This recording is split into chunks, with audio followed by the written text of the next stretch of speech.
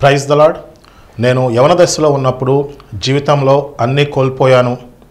లోకానుసారంగా ఎంత ప్రయత్నించినా నా సమస్యలకు పరిష్కారం దొరకలేదు. అప్పుడు నేను దేవుని దగ్గరికి వచ్చాను. దాదాపు 15 సంవత్సరాల నుంచి పరిచర్య చేస్తున్నాను.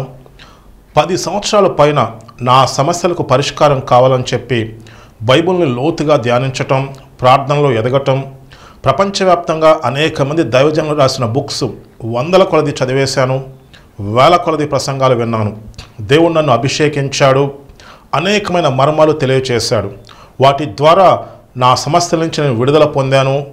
దేవుడి నామానికి మహిమకరంగా సువార్త ప్రకటిస్తున్నాను. దేవుడు ఇప్పుడు నాకు బయలుపరిచింది ఏంటంటే, దేవుని ప్రజలు అనేక మంది బంధకాల్లో, భయంకరమైన పరిస్థితుల్లో, సమస్యల్లో, ఇబ్బందుల్లో ఉన్నారు. నా ప్రజలు జ్ఞానము లేని వారే నశించిపోతున్నారని చెప్పి బైబిల్లో రాయబడింది. నేను అనేకమైన మర్మాలు, అనేకమైన విషయాలు తెలుసుకున్నాను. ప్రతి సమస్యకు బైబిల్లో పరిష్కారం ఉంది. మీ ప్రాంతంలో వాక్య పరిచర్య చేయడానికి, మీ సమస్యలకు పరిష్కారం కావాలి అనుకుంటే స్క్రీన్పై ఉన్న నెంబర్కు కాల్ చేయండి. ఈరోజు మనం దేవుడు మనలో ఉంచిన అనంతమైన శక్తి అనే అంశాన్ని ధ్యానించుకుందాం. మహాపరిశుద్ధుడ, సర్వశక్తి కలిగిన దేవ, ఈ కార్యక్రమాన్ని మీ చేతిలో పెడుతున్నాను. పరిశుద్ధాత్మదేవ, ఈ కార్యక్రమం అనేక మందికి ఆశీర్వాదకరంగా, అనేక మంది జీవితాలు మారే విధంగా మీ చిత్తం నెరవేర్చబడేలా దీవించమని నజరేయుడైన యేసు నామమున అడిగి వేడుకుంటున్నాం తండ్రి, ఆమెన్. లూకా సువార్త 17వ అధ్యాయం 20-21 వచనాలు. దేవుని రాజ్యం ఎప్పుడు వచ్చునని పరిసయ్యులు ఆయన అడిగినప్పుడు ఆయన, దేవుని రాజ్యము ప్రత్యక్షముగా రాదు, ఎందుకనగా ఇదిగో దేవుని రాజ్యం మీ మధ్యనే ఉన్నది గనుక ఇదిగో ఎక్కడనని అదిగో అక్కడనని చెప్ప వీలు పడదని వారికి ఉత్తరం ఇచ్చాను. ఈ వాక్యంలో యేసు ప్రభు చెప్పిన సమాధానం ఏంటంటే, దేవుని రాజ్యము మీ మధ్యనే ఉన్నది. ఇంగ్లీష్ బైబిల్లో ఉంటుంది, Kingdom of God is with in you. దేవుని రాజ్యము మీలోనే ఉంది. దీంట్లో ఎంత గొప్ప మర్మం ఉందంటే, యేసు ప్రభు దేవుని రాజ్యాన్ని ఈ లోకానికి తీసుకొచ్చారు. యేసు ప్రభు సువార్త ఎలా ప్రకటించారో తెలుసా? మొట్టమొదటిసారిగా యేసు ప్రభు చెప్పిన మాటలు, కాలము సంపూర్ణమై ఉన్నది, దేవుని రాజ్యము సమీపించి ఉన్నది, మారు మనస్సు పొంది సువార్తను నమ్మండి. తర్వాత యేసు ప్రభు పరిచర్య చేస్తున్నప్పుడు దేవుని రాజ్యం ఎక్కడంటే ఆయన చెప్పిన సమాధానం, దేవుని రాజ్యం మన మధ్యలో ఉంది. ఇంగ్లీష్ బైబిల్లో ఉంటుంది, Kingdom of God is with in you. దేవుని రాజ్యము నీలోనే ఉంది. అంటే మనలో అనంతమైన శక్తి ఉంది. దాన్ని దేవుడు ఉంచాడు. ప్రతిరోజు దేవునితో సహవాసం కలిగి, దేవుని వాక్యాన్ని ధ్యానిస్తూ, ప్రార్థన చేస్తూ, దేవునిలో ఎదుగుతూ ఉంటే దేవుని యొక్క శక్తి మనలో పనిచేస్తుంది. అది ఎంత శక్తి అంటే, మన ద్వారా అనేక మంది బంధకాల నుంచి విడుదల పొందుతారు. ముందు అసలు నీ బంధకాల నుంచి విడుదల పొందుతావు, నువ్వు ఆశీర్వదించబడతావు. అనేక మంది బంధకాల నుంచి విడుదల పొందుతారు. అనేక సమస్యలకు నువ్వు పరిష్కారం చూపిస్తావు. అంత శక్తిని దేవుడు మనలో ఉంచాడు. కానీ చాలామందికి ఈ విషయం తెలియదు. దేవుడు మనలో ఉంచిన శక్తి ఎంత గొప్పగా పనిచేస్తుందంటే, ఒకసారి యెషయా గ్రంథము 61వ అధ్యాయం 4వ వచనం చూడండి. చాలా కాలం నుండి పాడుగా ఉన్న స్థలములను వారు కట్టుదురు, పూర్వమున పాడైన స్థలములను కట్టుదురు, పాడైన పట్టణములను నూతనముగా స్థాపింతురు, తరతరముల నుండి శిథిలమై ఉన్న పురములను బాగు చేయుదురు. మనం దేవునితో సహవాసం చేస్తూ, దేవుని వాక్యాన్ని ధ్యానిస్తూ, దేవునిలో ఎదుగుతూ, బలపడుతూ ఉంటే మనలో ఎంత శక్తి ఉంటుందంటే, దేవుని రాజ్యం మనలో ఉంటుంది. మనం దేవుని ఆత్మచేత నింపబడతాం. యేసుప్రభు శిష్యులతో అంటారు, మీరు ఎక్కడికి వెళ్ళొద్దు, యెరూషలేములో వేచి ఉండండి, పరిశుద్ధాత్మ మీ మీదకి వచ్చినప్పుడు మీరు శక్తిని పొందుకుంటారు. మనం పైనుంచి శక్తిని పొందుకుంటాం. మనలో అనంతమైన శక్తిని దేవుడు ఉంచాడు. దేవుని యొక్క శక్తి, దేవుని ఆత్మచేత నింపబడతాం. దేవుని రాజ్యం మనలో ఉంది.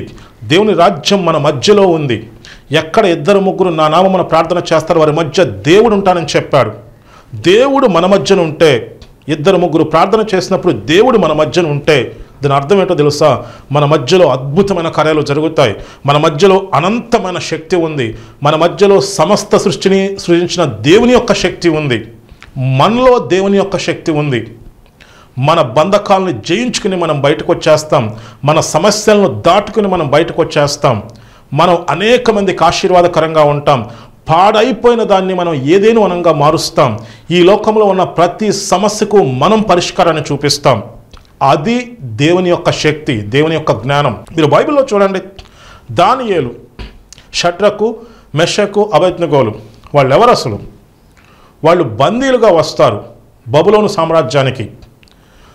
దేవుడు వారికి జ్ఞానం ఇస్తాడు. ఆ జ్ఞానం ఎంత గొప్పదంటే ఈ లోక జ్ఞానం కంటే 10 రెట్లు ఎక్కువ జ్ఞానం ఉంటుంది. ఈ లోకంలో ఎవరు సమాధానం చెప్పలేని ప్రశ్నలకు దానియేలు సమాధానం చెప్తాడు. అది ఎలా చెప్తారు? మీరు బైబిల్లో చూడండి, నెబుకద్నెజరుకు ఒక దర్శనం వస్తుంది. ఆయన కలవరపడతాడు. ఆయన ఏమంటాడంటే, నాకొచ్చిన దర్శనం మీరే చెప్పండి, దాని భావం కూడా మీరే చెప్పమంటారు. అక్కడున్న శకునగాండ్రంతా వాళ్ళు ఏం చేస్తారు? అది కాదు మహారాజా, దర్శనం మీరు చెప్పండి, భావం మేము చెప్తామంటారు. నెబుకద్నెజరు ఒప్పుకోడు. అలా చెప్పకపోతే మీ అందరినీ సంహరించేస్తానంటాడు. ఆ ప్రశ్నకు సమాధానం చెప్పగలిగింది ఎవరు? ఒక్క దేవుని పిల్లలు మాత్రమే. దేవుని జ్ఞానం మనకుంటే, మనం దేవునిలో ఎదుగుంటే, దేవుని శక్తి మన మధ్యలో పనిచేస్తుంది. అనంతమైన శక్తిని దేవుడు మనలో ఉంచాడు. దానియేలు, షడ్రకు, మెషకు, అబేద్నెగోలు దేవునికి ప్రార్థన చేసినప్పుడు దేవుడు దర్శనం ద్వారా నెబుకద్నెజరుకు ఏ దర్శనం వచ్చిందో దానియేలుకు బయలుపరుస్తాడు. దాని మర్మం కూడా దేవుడు దానియేలుకు తెలియచేస్తాడు. తర్వాత రోజు దానియేలు వెళ్ళి నెబుకద్నెజరుకు, రాజా నీకు ఈ దర్శనం వచ్చింది, దీని భావం ఇది అని చెప్తే ఏం జరిగిందో తెలుసా? అప్పట్లో శక్తివంతమైన రాజు, ప్రపంచాన్ని పరిపాలిస్తున్న నెబుకద్నెజరు దానియేలుకు సాష్టాంగ నమస్కారం చేస్తాడు. అది దేవునిలో ఉన్న గొప్పతనం. దేవుని జ్ఞానం అంత గొప్పది. కానీ క్రైస్తవులు చాలామంది ఏం చేస్తారో తెలుసా? బైబుల్ని కూరలో కరేపాకు తీసినట్లు తీసి పక్కన పడేసి లోకం విషయాల్లో ఆరితేరిపోతున్నారు. లోక జ్ఞానం తెలుసుకుంటున్నారు. అనేక సమస్యలు, అనేక బంధకాలు, అనేక ఇబ్బందుల్లో జీవిస్తున్నారు.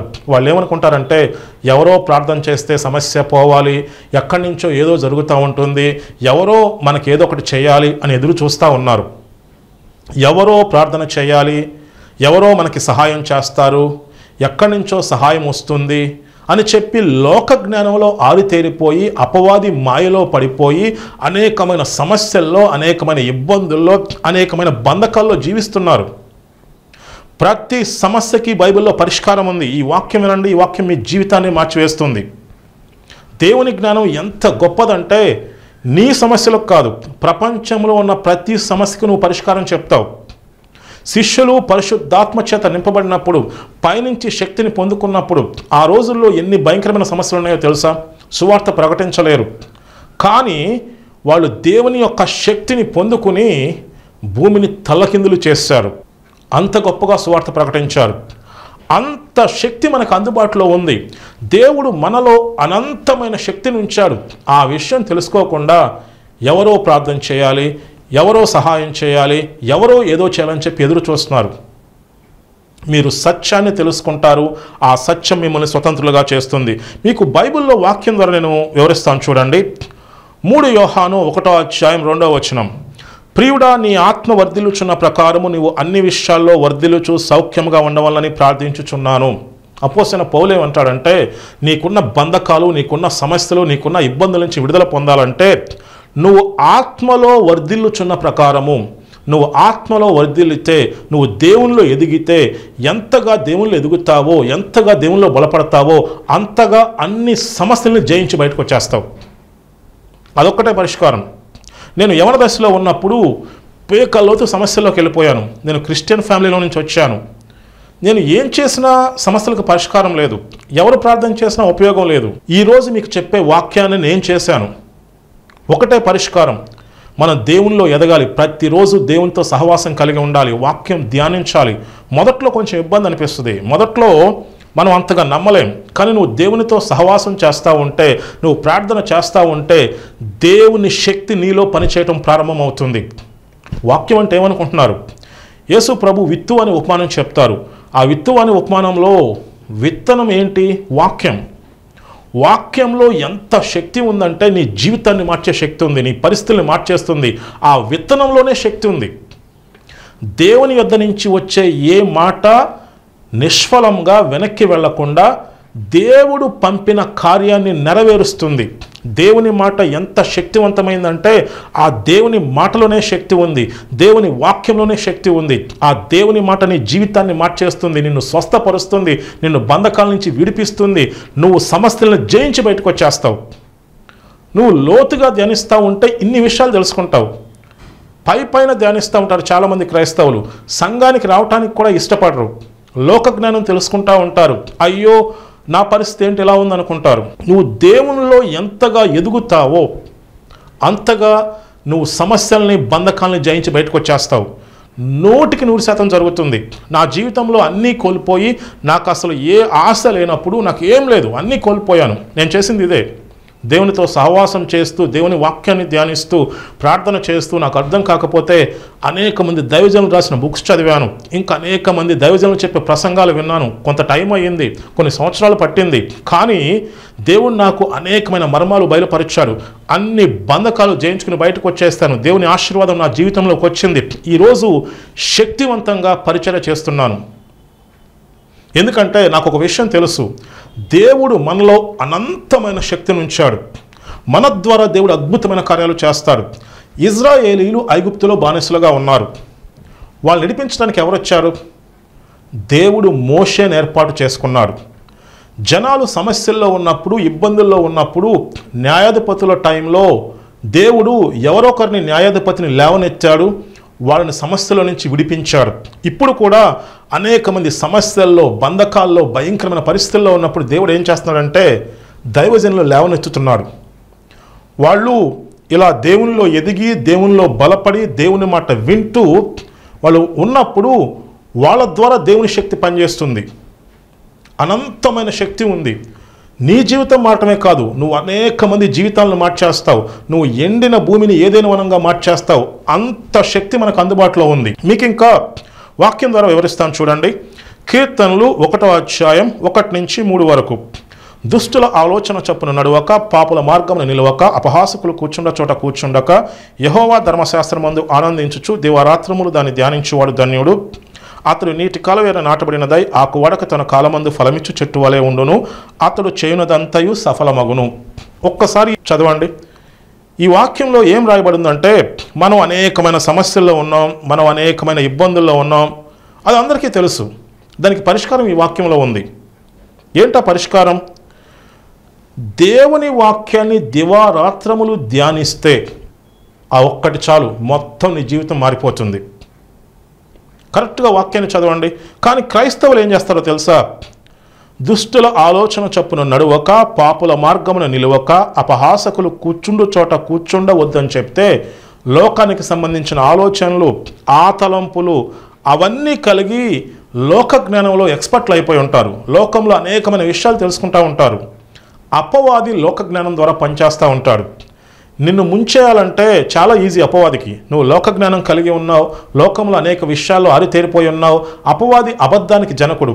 అబద్ధం చెప్పి ఆదాము అవ్వ జీవితాన్ని సర్వనాశనం చేశారు. వాళ్ళ జీవితంలో ఎంతో సంతోషము, ఎంతో ఆనందము, సమృద్ధి, ఏ కొరత లేదు, ఏ ఇబ్బంది లేదు. దేవునితో సహవాసం కలిగి ఉన్నారు, ఏదైనా వనంలో ఉన్నారు. అపవాది వచ్చి మాయమాటలు చెప్పాడు. అపవాది అబద్ధానికి జనకుడు, అబద్ధం చెప్పాడు. అపవాది మాయలో వీళ్ళు పడిపోయారు, జీవితం అంతా సర్వనాశనం అయిపోయింది. ఇప్పుడు కూడా అపవాది అలాగే పనిచేస్తున్నాడు. మీరు లోక జ్ఞానం తెలుసుకుంటూ లోకం విషయాల్లో ఆరితేరిపోయి బైబిల్ని తీసి పక్కన పెట్టేసి కూరలో కరేపాగులాగా తీసి పక్కన పెట్టేస్తే ఏమవుతుందంటే అపవాది ఈజీగా మిమ్మల్ని ముంచేస్తాడు. ఆదాము అవను ముంచేశాడు. ఇప్పుడు కూడా అనేక మంది దేవుని ఎరిగిన వాళ్ళు భయంకరమైన సమస్యల్లో, బంధకాల్లో, ఇబ్బందుల్లో జీవిస్తున్నారంటే వాళ్ళకి దేవుని జ్ఞానం లేదు. మీరు ప్రతిరోజు దేవునితో సహవాసం కలిగి దేవుని వాక్యం ధ్యానిస్తూ ప్రార్థన చేస్తూ దేవునిలో ఎదగాలి. అది అవసరం. విశ్వాసం ఎలా పనిచేస్తుందంటే నువ్వు భూమిలో ఒక విత్తనం విత్తితే ఏమవుతుంది? చిన్న మొలకొస్తుంది.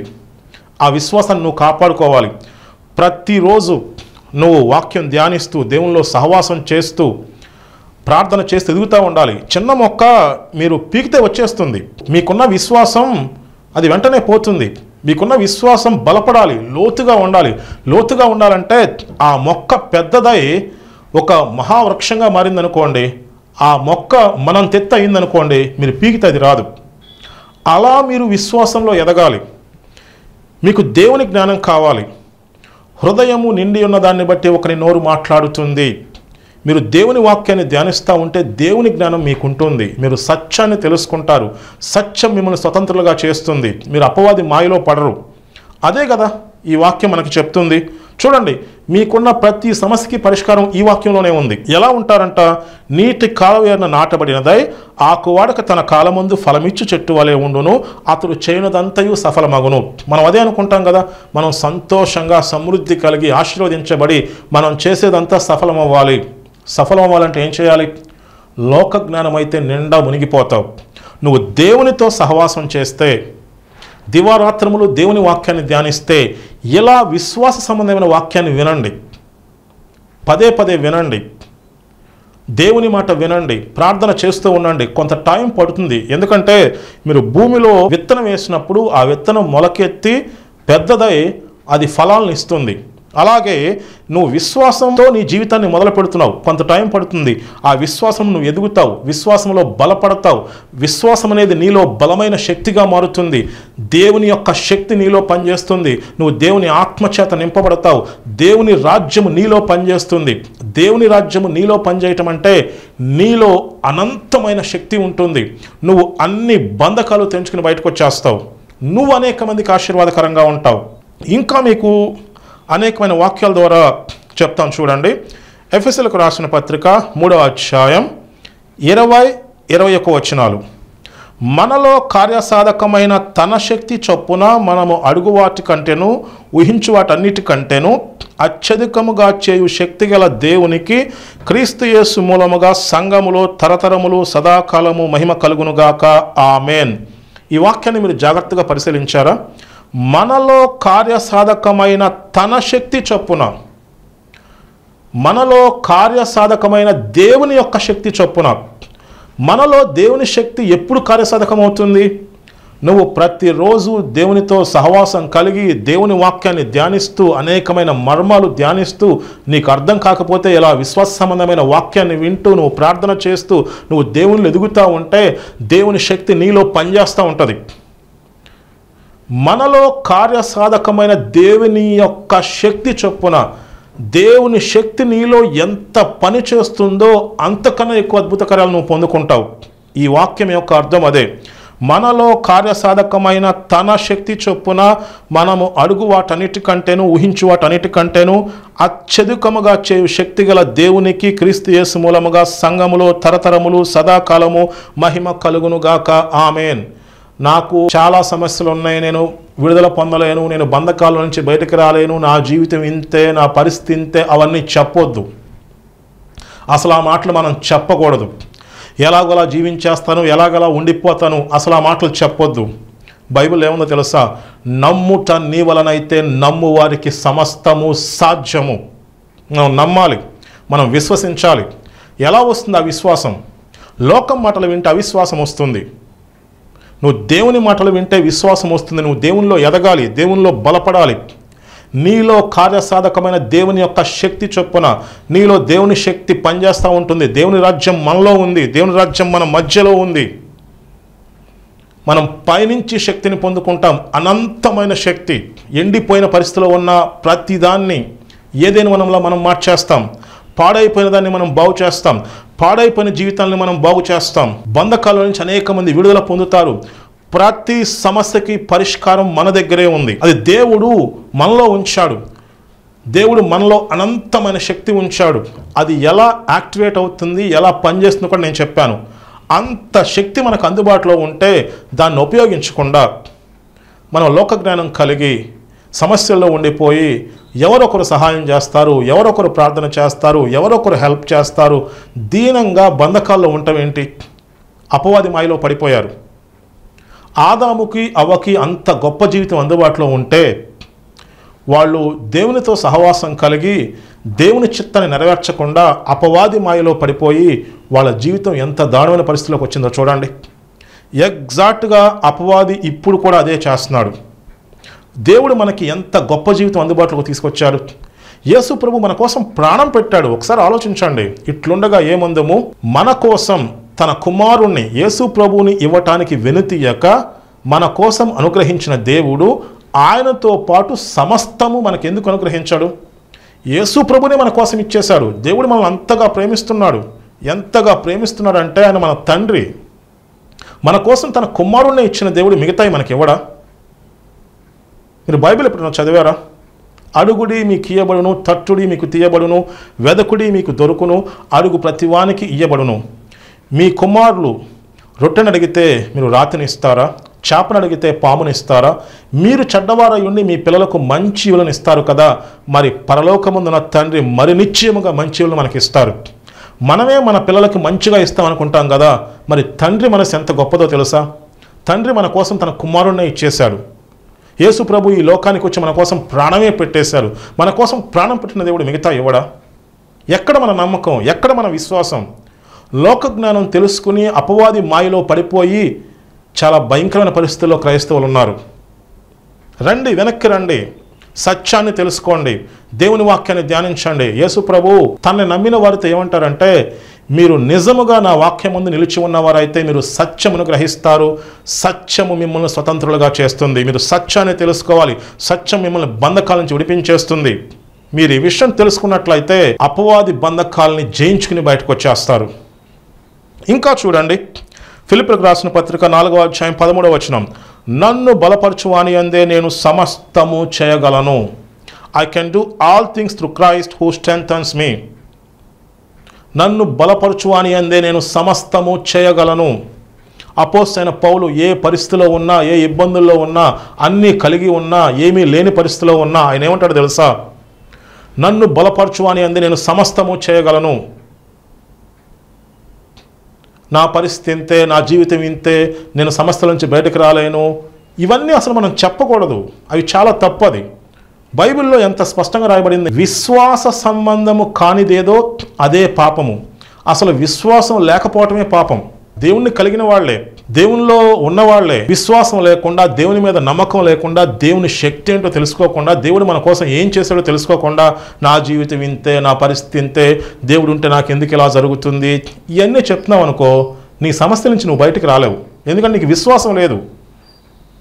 విశ్వాసం లేకపోవటమే పాపం. నువ్వు విశ్వాసం ఉంటేనే దేవుడు నీ జీవితంలో జోక్యం చేసుకుంటాడు. విశ్వాసం లేకపోవటం అంటే నువ్వు అపవాదిని నమ్ముతున్నావు. విశ్వాసం అంటే దేవుని నమ్ముతున్నావు. దాని అర్థం అంత లోతుగా ఉంది. దేవా, నువ్వు నాకు కావాలి, నువ్వు నా జీవితాన్ని మారుస్తావు, నువ్వు నా బంధకాలని తొలగిస్తావు అనే నమ్మకం నీకు ఉందనుకో, నీ జీవితాన్ని సరిచేసుకుంటావు.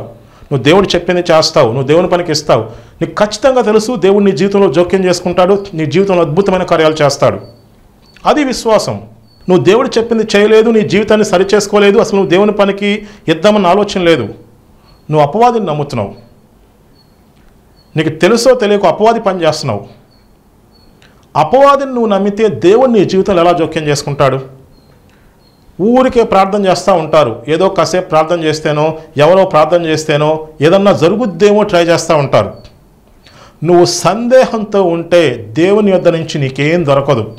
బైబిల్లో చాలా స్పష్టంగా రాయబడి ఉంది, క్రియలు లేని విశ్వాసము మృతము, సందేహించువాడు గాలి చేత విరేగి ఎగరబడు సముద్ర తరంగములను పోలి ఉండును, అట్టివాడు తన సమస్త మార్గముల యందు అస్థిరుడు గనుక దేవుని యొద్ద నుంచి తనకేమీ లభించదు. నువ్వు సందేహంతో ఉంటే, ఏదో ఒక్కసారి ట్రై చేద్దాం అనుకుంటే, ఈ పాస్టర్ గారు కాకపోతే ఇంకో పాస్టర్ గారు ఒకసారి ట్రై చేద్దాం అనుకుంటే, అసలు నీకు ముందు విశ్వాసమే లేదు, నీకు ఎక్కడ ట్రై చేసినా ఉపయోగం లేదు. మనలో దేవుడు అనంతమైన శక్తిని ఉంచాడు. నువ్వు సత్యాన్ని తెలుసుకున్నట్లయితే ఆ సత్యము నిన్ను స్వతంత్రులుగా చేస్తుంది. మీరు చూడండి, మార్కు సువార్త 11వ అధ్యాయము 22 నుంచి నేను చదువుతాను. అందుకు యేసు వారితో ఇట్లనెను, మీరు దేవుని యందు విశ్వాసం ఉంచుడి. ఎవడైనను ఈ కొండను చూసి నీవు ఎత్తబడి సముద్రంలో పడవేయబడమని చెప్పి తన మనస్సులో సందేహింపక తాను చెప్పినది జరుగునని నమ్మిన ఎడల వాడు చెప్పినది జరుగునని మీతో నిశ్చయముగా చెప్పుచున్నాను. ఈ వాక్యంలో యేసు ప్రభు ఎంత స్పష్టంగా చెప్పారో చూడండి. కొండల్ని పెకిలించాలంటే ఎంత విశ్వాసం కావాలి? చాలామంది ఏమనుకుంటారంటే, వాళ్ళకున్న సమస్యలు పోవాలంటే కొండంత విశ్వాసం కావాలనుకుంటారు. కొండంత విశ్వాసం అవసరం లేదు. అది ఎంత పెద్ద సమస్య అయినా, కొండల్ని పెకిలించాలన్నా ఆవగింజంత విశ్వాసం ఉంటే చాలు. మీరు దేవుణ్ణి నమ్మండి, దేవుని మాటతో ఏకీభవించండి. దేవుని శక్తి మీ ద్వారా పనిచేస్తుంది. అనంతమైన శక్తి, అద్భుతమైన కార్యాలు పొందుకుంటారు. ఈ వాక్యం ఒకసారి చూడండి.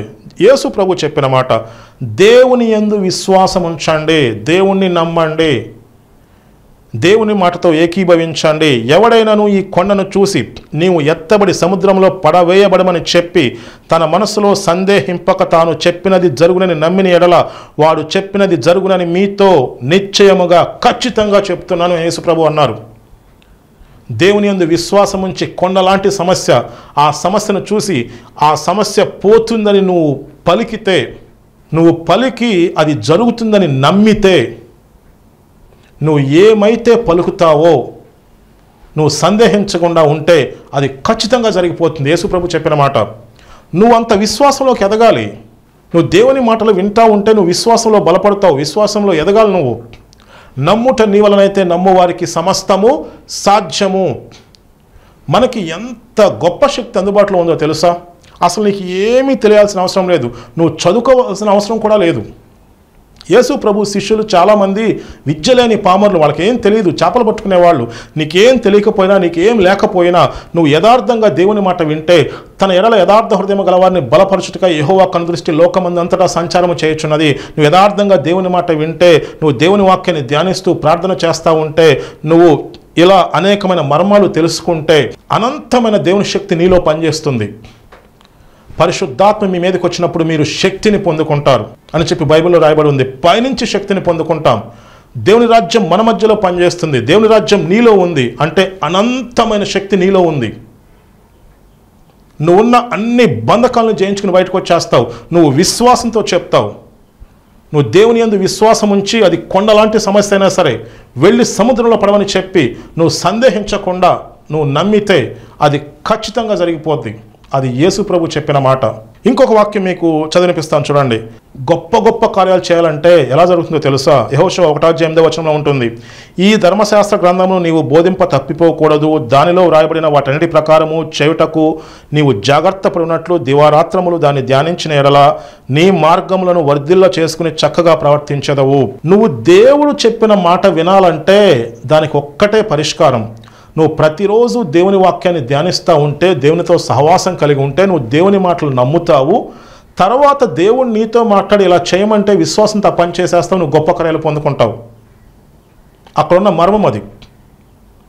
ఈ విషయం మీకు అర్థమైతే మీ జీవితం మారిపోద్ది. మీరు లోకం మాటలు వింటూ ఉంటుంటే దేవుడు చేయమన్నది మీరు చేయరు, దేవుని యందు విశ్వాసం ఉంచరు, మీరు దేవుని పనికి సపోర్ట్ చేయరు, ఎందుకంటే మీకు నమ్మకం ఉండదు. మీరు దేవుని వాక్యాన్ని ధ్యానిస్తూ దేవునిలో ఎదుగుంటే దేవుడు చేయమన్నది చేస్తారు, దేవుని మాట వింటారు. ఎప్పుడైతే దేవుడు చేయమన్నది చేస్తారో, దేవుని మాట వింటారో మీ జీవితంలో అద్భుతమైన కార్యాలు జరుగుతాయి. నీ మార్గాల్ని వర్ధిల్లింప చేసుకుని నువ్వు చక్కగా ప్రవర్తిస్తావు. నీ జీవితంలో నువ్వు సక్సెస్ని పొందుకుంటావు. అంతేకాదు నువ్వు అనేక మందికి ఆశీర్వాదకరంగా ఉంటావు. దేవుడు ప్రేరేపించినట్లయితే ఈ కార్యక్రమానికి ఆర్థికంగా సహకరించండి. స్క్రీన్పై QR కోడ్ ఉంటుంది. నేను మీ గురించి ప్రార్థన చేస్తాను. మా పరిశుద్ధుడా, సర్వశక్తి కలిగిన దేవా, మీరు నాకు బయలుపరిచిన అనేకమైన విషయాలు నేను ఈ కార్యక్రమం ద్వారా తెలియచేయమన్నారు. ఈ కార్యక్రమం వీక్షిస్తున్న ప్రతి ఒక్కరూ వాళ్ళ జీవితాలని మార్చుకోవాలి. మీరు మాలో ఉంచిన అనంతమైన శక్తిని మేము తెలుసుకోవాలి. మీతో సహవాసం కలిగి ప్రార్థన చేసి మీ వాక్యాన్ని ధ్యానిస్తూ మీలో ఎదగాలి. విశ్వాసం ద్వారా గొప్ప కార్యాలు పొందుకోవాలి. మా విశ్వాసాన్ని క్రియల్లో చూపించాలి. మీ చిత్తాన్ని నెరవేర్చడానికి మేము ఇష్టపడాలి. ఎప్పుడైతే మీ మాట వినటానికి ఇష్టపడతామో, ఎప్పుడైతే మీ పని చేయడానికి ఇష్టపడతామో, మీ పనికి మేము సపోర్ట్ చేస్తామో మీరు మా జీవితంలో జోక్యం చేసుకుంటారు. మీ యొక్క శక్తి, అనంతమైన శక్తి మాలో పనిచేస్తుంది. దేవా, మీరు మా ద్వారా అద్భుతమైన కార్యాలు చేయాలని చెప్పి మీరు ఆశిస్తున్నారు. మా ద్వారా ఎండిపోయిన భూమిని ఏదైనా మనలా మార్చాలనుకుంటున్నారు. మా ద్వారా ఈ పాడైపోయిన భూమిలో గొప్ప కార్యాలు జరిగించాలని మీరు ఆశిస్తున్నారు. ఈ సత్యాన్ని అనేక మంది తెలుసుకోవాలి. ఈ కార్యక్రమానికి స్పాన్సర్ చేయడానికి అనేక మందిని లేవనెత్తండి. ఆర్థికంగా సహకరిస్తున్న వారిని దీవించండి. సమస్త మహిమ, ఘనత, ప్రభావం మీరే పొందమని నజరేయుడైన యేసు నామములో అడిగి వేడుకుంటున్నాం తండ్రి. ఆమెన్.